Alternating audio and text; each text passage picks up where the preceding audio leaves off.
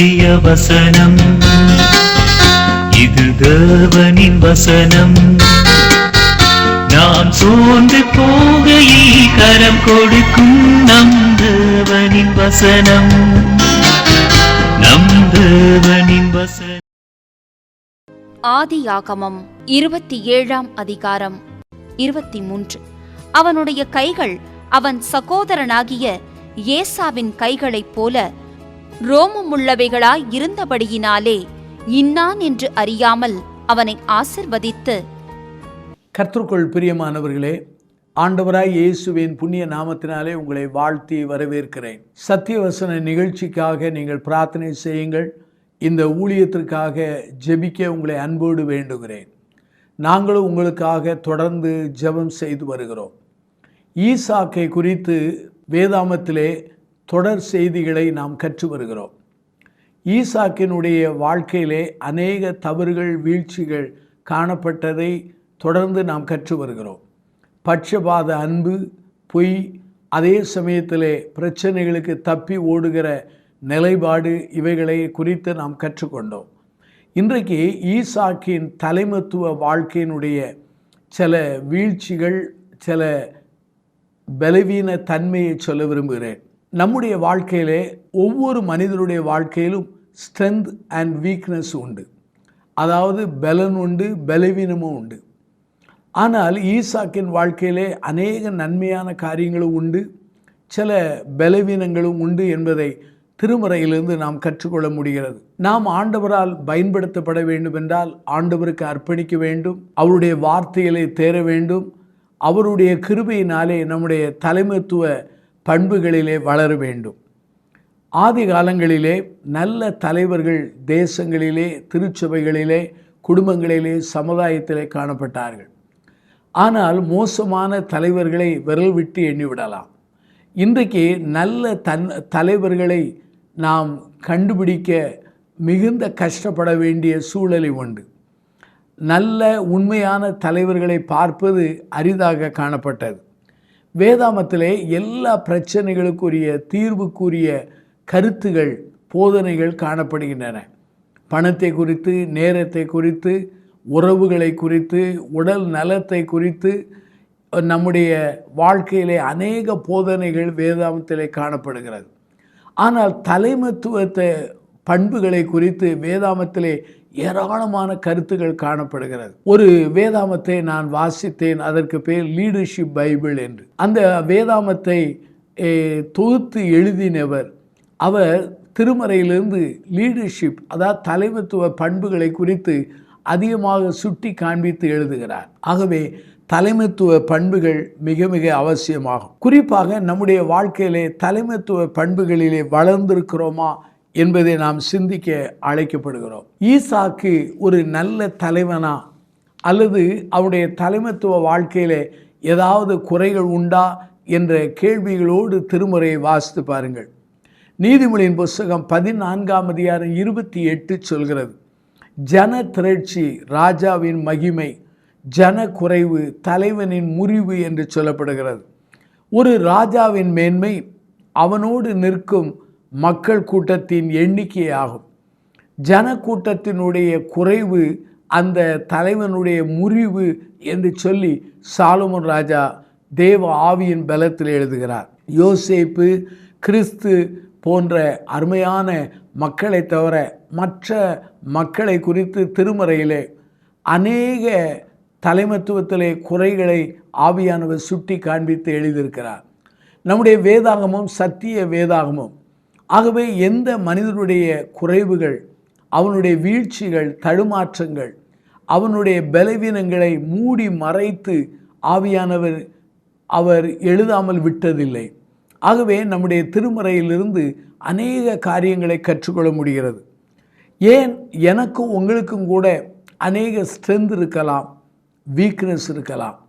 நம்முடைய வாழ்க்கை இன்றைக்கு ஈசாக்கின் வாழ்க்கையோடு ஒப்பிட்டு பார்க்க அழைக்கப்படுகிறோம். ஈசாக்கின் வாழ்க்கையிலே தலைமைத்துவத்திலே நல்ல பண்புகள் உண்டு, கீழ்ப்படுதல் உண்டு, தியாகம் உண்டு. இதையெல்லாம் ஆபிரகாம் வாழ்க்கையிலும் நாம் காணப்பட முடிகிறது. ஆனால் இந்த அருமையான ஈசாக்கின் வாழ்க்கையிலே அநேக தலைமைத்துவ வீழ்ச்சிகள் காணப்படுகிறது. அதை நான் சொல்ல விரும்புகிறேன். ஆபிரகாம் வாழ்க்கையிலே நல்ல தலைமைத்துவ பண்புகள் ஏராளம் காணப்பட்டது. ஒன்று கீழ்ப்படுதல், தியாக பண்பு, பிறர் மேல் இரக்கம், அது மாத்திரமல்லாமல் பிரச்சனையை ஞானமாய் கையாளுதல், இப்படிப்பட்ட காரியங்கள் காணப்பட்டது. ஆனால் ஆபிரகாம் வாழ்க்கையிலும் சில வீழ்ச்சிகள், தடுமாற்றங்கள் உண்டு. இன்றைக்கு நாம் கற்றுக்கொள்ளப் போகிற மனிதன் அவன் ஈசாக்கு.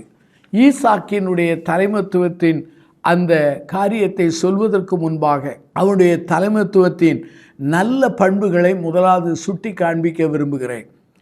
ஒரு பேட்டரி எடுத்துக்கொண்டால் அதை பயன்படுத்தும் போது அதில் ப்ளஸ் உண்டு, மைனஸ் உண்டு. ஆகவே இந்த ஈசாக்கின் வாழ்க்கையிலே ப்ளஸ், அதாவது பாசிட்டிவ் தன்மையை சொல்கிறேன். முதலாவது ஆதியாகமம் 22ஆம் அதிகாரத்தின் அடிப்படையில் பார்த்தால் அவன் கீழ்ப்படுதல் நிறைந்த ஒரு மகன். தகப்பன் தன்னை பலிவிட கொண்டு போகிறார். பலிபீடத்திற்கு ஆட்டுக்குட்டி எங்கே என்று கேட்டான். தகப்பன் சொல்கிறார், கர்த்தர் பார்த்து கொள்வார் என்று சொன்னார். ஆனாலும் கூட தன்னை கட்டி அந்த பலிபீடத்தில் கிடத்தும் பொழுது புரிந்து கொண்டான், தான் அந்த பலி செலுத்தக்கூடிய ஆட்டுக்குட்டி என்பதை அறிந்து கொண்டான். அந்த சமயத்திலே தகப்பனோடு போராடினதாகவோ அல்லது அந்த சம்பவத்து பிற்பாடு தகப்பனை கண்டனம் பண்ணியதாகவோ வேதவசனம் காணப்படவில்லை. ஆகவே கீழ்ப்படுதல் உள்ள மகன். இந்நாட்களிலே நம்முடைய பிள்ளைகள் எப்படி இருக்கிறார்கள்? பெற்றோருக்கு கீழ்ப்படுகிற பிள்ளைகளாய் காணப்படுகிறார்களா? சிந்திக்க அழைக்கப்படுகிறோம். ரெண்டாவதாக இந்த ஈசாக்கின் வாழ்க்கையின் நல்ல பண்பு என்ன? பொறுமை இருந்தது. ஆதியாகமம் 24ஆம் அதிகாரம் 62லிருந்து 67 வசனங்களை வாசித்து பாருங்கள். ஈசாக்கு தனது திருமண வாழ்வுக்காக தானே முயற்சிக்கவில்லை. அவனுடைய முதிர்ந்த தகப்பன், முதிர்ந்த தன்னுடைய வேலைக்காரனான எலியேசர் மூலமாக தனக்கு மணமகளை தெரிந்து கொள்ளும் பொழுது அவன் பொறுமையோடு இருந்தான். அருமையானவர்களே, தன்னுடைய திருமண வாழ்க்கைக்காக தானே தேடவில்லை. அவன் தகப்பன் கரத்திலே விட்டு கொடுத்து தேவ திட்டம், தேவ நடத்தலுக்கு இசைந்து கொடுத்து பொறுமை உள்ளவனாயிருந்தான். ஆகவே இந்த பண்பை நாம் இங்கு காண முடிகிறது. மூன்றாவதாக இந்த ஈசாக்கின் வாழ்க்கையிலே ஃபெய்த் இன் காட், தேவன் மேலே விசுவாசம் உள்ளவனாயிருந்தான். எபிரேய நிருபத்திலும் கூட ஈசாக்கின் விசுவாசத்தை குறித்து எபிரேய நிருப ஆக்கியோன் எழுதுகிறார். அருமையானவர்களே, ஆபிரகாம் விசுவாசிகளின் தகப்பன். ஆபிரகாம் தேவனுடைய சிநேகிதன். ஆனாலும் கூட அவன் மடிந்த பிற்பாடு அதே விசுவாச பாதையிலே பிறழாமல் தடுமாறாமல் வாழ்ந்தான். அருமையானவர்களே, நம்முடைய வாழ்க்கையை நாம் சிந்திக்க அழைக்கப்படுகிறோம். ஆதியாகமம் 26ஆம் அதிகாரத்திலே அவனுடைய விசுவாச தன்மையை நாம் பார்க்க முடிகிறது. அந்த விசுவாச தன்மையானது ரியலாக, அதாவது உண்மை தன்மையாகவும் பெர்சனலாக தனிப்பட்டதாகவும் அதை காணப்படுவதை கண்டு நாம் ஆச்சரியப்பட முடிகிறது. ஆகவே ஈசாக்கினுடைய நல்ல பண்புகள் என்ன? கீழ்ப்படுதல் உள்ள மகன், பொறுமை நிறைந்த மகன், அவன் விசுவாசம் நிறைந்தவன், தேவன் மேலே விசுவாசம் நிறைந்த மனிதனாயிருந்தான். நான்காவதாக அந்த ஈசாக்கின் வாழ்க்கையில் இன்னொரு நல்ல பண்பு உண்டு, பீஸ் மேக்கர், சமாதானத்தை உருவாக்குறவன், சமாதான கருவியாக காணப்பட்டவன். ஆதியாகமம் 26ஆம் அதிகாரம் 12லிருந்து 22 வசனங்களை வாசித்து பாருங்கள். பெலிஸ்தர்கள் இந்த ஈசாக்கு மேல் பொறாமை கொண்டு விரட்டினார்கள். ஆபிரகாம் அங்கே அவன் கட்டி எழுப்பின அந்த துறவுகளெல்லாம் தூர்த்து போட்டார்கள். ஆனாலும் மறுபடியுமாக அந்த பெலிஸ்திய ராஜா, அவன் சேனாதிபதி, நண்பர்கள் எல்லாரும் அவனிடத்திலே ஒப்புரவாகும்படி, உடன்படிக்கை பண்ணும்படி வரும்பொழுது அவன் அதை ஏற்றுக்கொள்கிறான். அருமையானவர்களே, இந்த ஈசாக்கின் வாழ்க்கையின் நல்ல பண்புகள் சிலதை சொன்னேன்.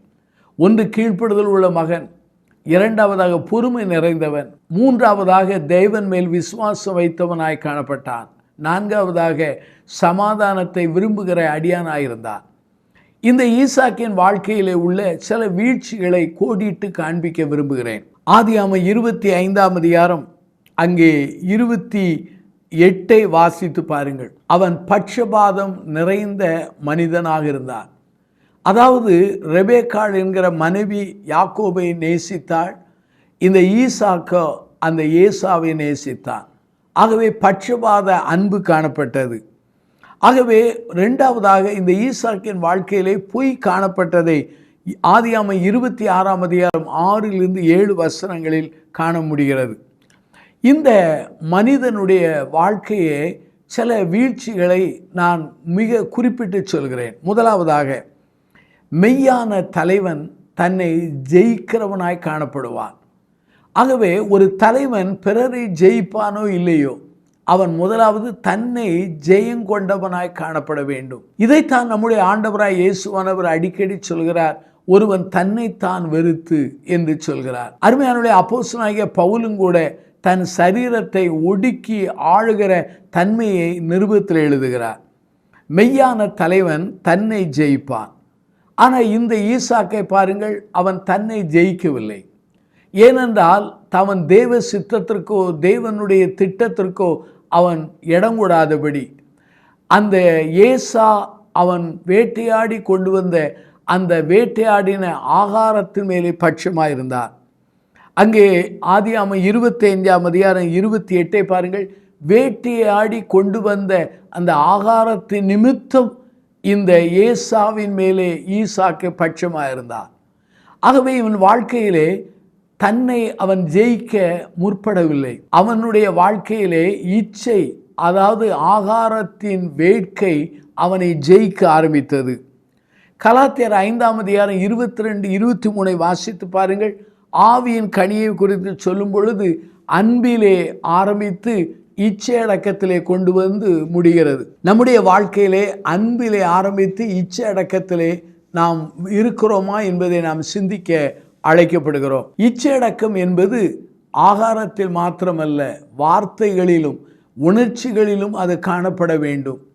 இன்றைக்கு அநேக வேளைகளிலே இந்த இச்சையடக்கம் இல்லாத நிலையிலே நாம் காணப்பட்டு விடுகிறோம். இந்த ஏசா என்பவன் கூழுக்காக தன் சேஷ்ட புத்திரபாகத்தை அவன் இழந்து போனான். சிம்சோனுடைய வாழ்க்கையிலே பாருங்கள், சரீர இச்சைகளினாலே அவன் வாழ்க்கையிலே கரைபட்டான், கண்களை இழந்தான், தன்னுடைய வாழ்க்கையிலே அநேருக்கு முன்பாக வேடிக்கை பொருளாய் மாறினான். அங்கே யூதாசை பாருங்கள், அவன் பண ஆசையினாலே அவன் இச்சையோடு வாழ்ந்தான். கேயாசியை பாருங்கள், அவனும் பணத்தினாலே பொருட்களினாலே இச்சையினாலே வாழ்ந்தான். தேமா என்பவன் உலகத்தின் மேலே இச்சை வைத்து அவன் பின்வாங்கி போனான். ஆகவே இந்த மனிதன் தன்னை ஜெயிக்க மறந்து போனான். ஒரு தலைவனுடைய முறிவு என்ன? அவன் தன்னை ஜெயிக்க அவன் மறந்து போவதினாலே, இழந்து போவதினாலே வருகிறது.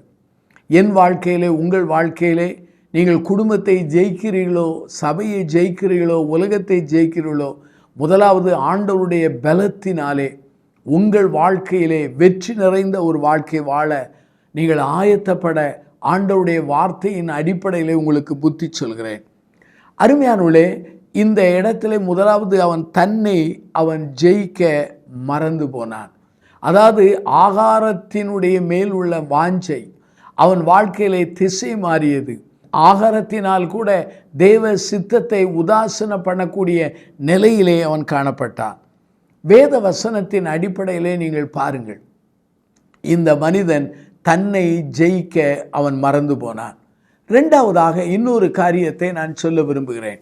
அது என்னவென்று சொன்னால், இந்த ஏசா என்பவன் தன்னுடைய வாழ்க்கையிலே அவன் கானானிய ஸ்திரியை அவன் திருமணம் முடிக்க ஆரம்பித்தான். காரணம் என்ன?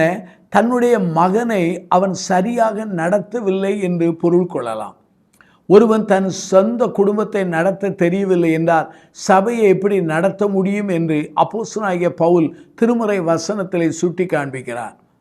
இந்த ஈசாக்கு என்பவன் ஏசாவையோ தன் மகனான யாக்கோபையோ ஆண்டவருடைய வழியிலே நடத்த மறந்து போனான் என்பதை புரிந்து கொள்ள முடிகிறது. தன்னுடைய மகன் வன சஞ்சாரியாயிருந்தான். அவன் கட்டுப்பாடற்ற ஒரு நிலையிலே வாழ்ந்தான். தன் தகப்பனுடைய அல்லது பூர்வீக தொழிலை செய்ய மறந்து வனாந்தரத்திலே வேட்டையாடுகிற மனிதனாயிருந்தான். அவனை கண்டிக்கவோ அவனை சீர்படுத்தவோ மறந்து போனான் இந்த ஈசாக்கு. அந்த ஈசாக்கினுடைய தன்மை எப்படிப்பட்ட ஒரு தன்மை என்று சொன்னால், தன் மகனை சரியாய் நடத்தாதனாலே ஏசா என்பவன் கானானிய ஸ்திரியர்களை திருமணம் முடித்தான், ஏத்தின் புத்தர்களை திருமணம் முடித்தான். அது மாத்திரமல்லாமல் அந்த மனிதன் அவன் தவறான ஒரு காரியங்களை, இஸ்மவேலுடைய பிள்ளைகளை கூட அவன் திருமணம் முடித்தான் என்று கூட வேதவசனம் சொல்கிறது. அப்படியானால் அருமையான சகோதர சகோதரிகளை, முதலாவது தன்னை ஜெயிக்க மறந்து போனான். இரண்டாவதாக தன் குடும்பத்தை அவன் சீர்படுத்த மறந்து போனான். இதே வீழ்ச்சி சாமுவேலுடைய வாழ்க்கையிலும் காணப்பட்டது. சாமுவேல் ஒரு நல்ல தீர்க்கன், ஆனாலும் கூட அவனுடைய குமாரர்கள் அவன் வழியிலே நடக்கவே இல்லை. பொருளாசைக்கு சார்ந்தார்கள், அவர்கள் நியாயத்தை புரட்டினார்கள், கர்த்தருடைய வழியிலே நடக்க மறந்தார்கள், தகப்பனுடைய வழியிலே அவர்கள் நடக்காமல் போனார்கள். ஆகவே ஒரு கோணத்திலே பார்த்தால் அங்கே சாமுவேலுடைய பிள்ளைகளும் சீர்கெட்டு போனதை அறிந்திருக்கிறோம். ஏலியின் பிள்ளைகளை பாருங்கள், அவனுடைய வாழ்க்கையிலும் அவன் பிள்ளைகள் சீர்கெட்டு போனார்கள். இதே போலத்தான் ஈசாக்கு தன்னுடைய 2 பிள்ளைகளையும் கர்த்தருக்குள்ளே சரியாக நடத்தாத ஒரு பொறுப்பற்ற நிலையில் இருந்தான் என்பதை என்னுடைய வேதாமத்தின் வெளிச்சத்தின் அடிப்படையிலே நான் சொல்ல விரும்புகிறேன்.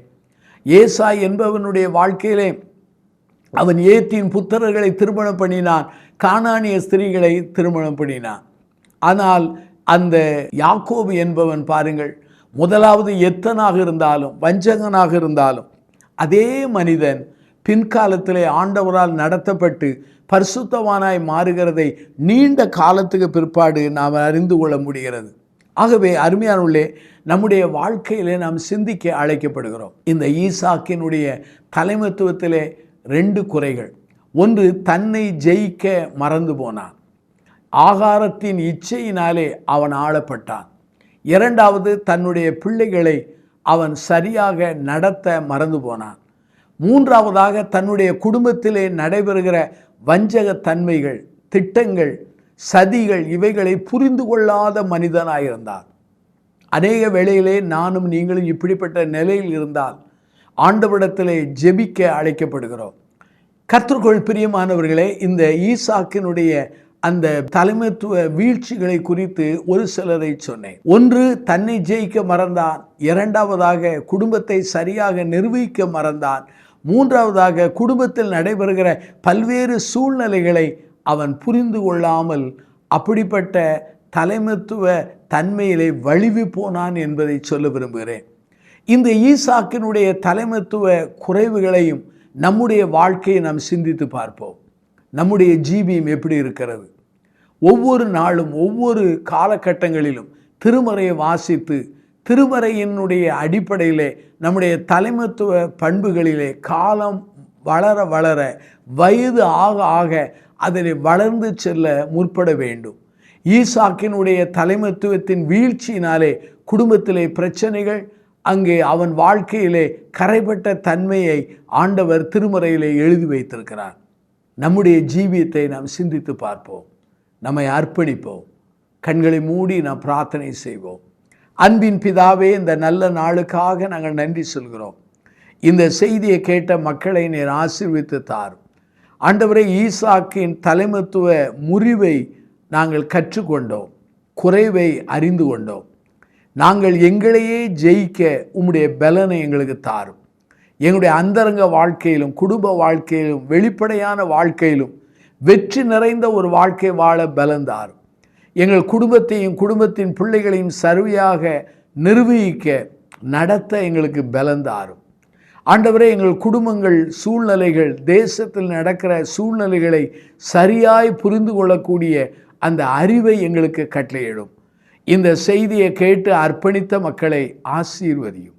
இயேசுவின் நாமத்தில் ஜெபிக்கிறோம் ஜீவனுள்ள பிதாவே.